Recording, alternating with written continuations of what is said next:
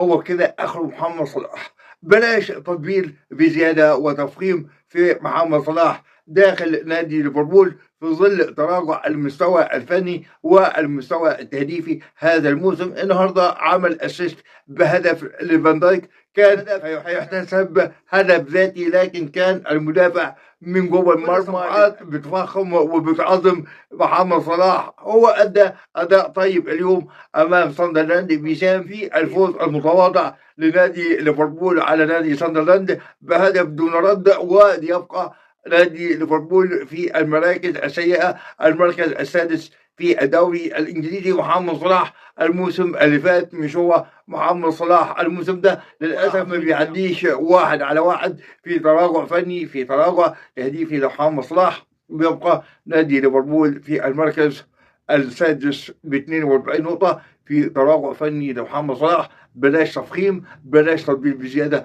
لمحمد صلاح مع نادي ليفربول في الدوري الإنجليزي.